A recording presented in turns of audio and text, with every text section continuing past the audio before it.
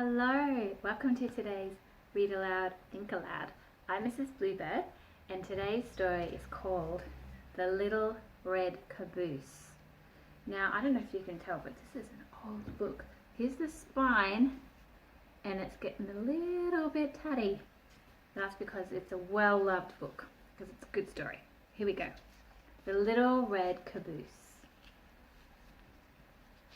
Oh, now. It's belonged to a few people, this book. Alright. The little red caboose always came last.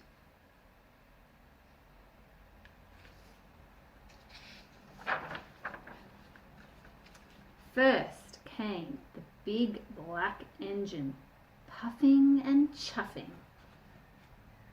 Look at all the smoke. Then came the boxcars. Look at all these people who have to stop. I love stopping for a train because I love seeing trains. You don't see this very often. Look at all the hay. Having a hay ride. Then the oil cars. Then the coal cars. This looks like a fun place to live. I have no idea where this is, but I'd like to go. Then the flat cars. Here they are. Sometimes they were switched around in different ways. Here we go, I'm reading from here. But the little red caboose always came last. You can almost hear the sadness in those words, can't you? He always came last. Have you come last in something before? Yeah? Yep. I always used to come last in swimming races. And the only reason I don't come last anymore is because I don't do swimming races. So I think everybody feels like that sometimes, don't they? Right. Now we know this is a steam train and we don't see these very much. You can probably hear my chair squeaking. Boys and girls waved at the big black engine. Look at them all. They listened to the box cars and the oil cars and the coal cars, and the flat cars go clickety-clack.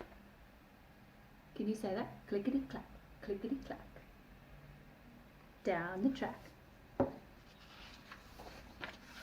But by the time the little red caboose came along, the boys and girls were turning away, because the little red caboose always came last. There he is. Oh, smoke, said the little red caboose. I wish I were a flat car, or a coal car, or an oil car, or a box car, so boys and girls would wave at me. How I wish I were a big black engine, puffing and chuffing way up at the front of the train. But I'm just a little old red caboose. Nobody cares for me. I think he's pretty sad. One day the train started up a mountain. Up went the big black engine. Up went the box cars. Up went the oil cars. Up went the coal cars. Up went the flat cars. Up went the little red caboose. Hang on tight, little caboose, called the flat car. This is a long, tall mountain, and you are the last car on the train. Don't I know it, sighed the little red caboose. Can you sigh? Some people are very good at sighing. Poor me. The train went slower and slower and slower. Can you say that really slowly? Slower. Very good. Soon it was hardly moving. It looked as if that train could not get up the mountain. Oh, look at all the animals watching. It's not people anymore, it's all the animals. Have you ever been on a train before? Just give me a wave if you've been on a train. Cool. Now, out of 5, how was it?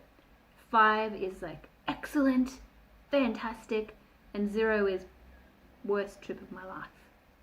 You show me. Out of 5.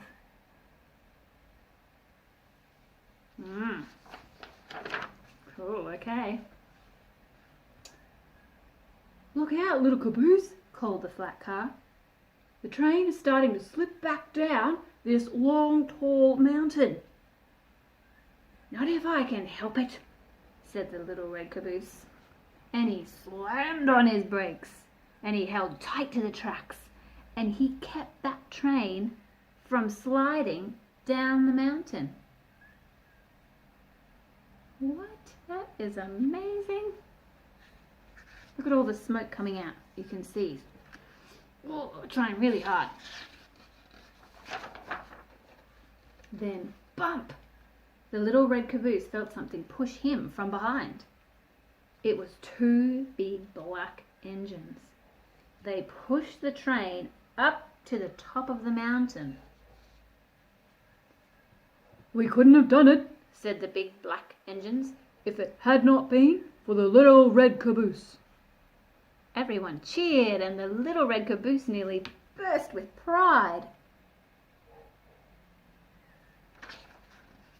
That's that. Now, children wave at the big black engine and at all the cars. But they save their biggest waves for the little red caboose.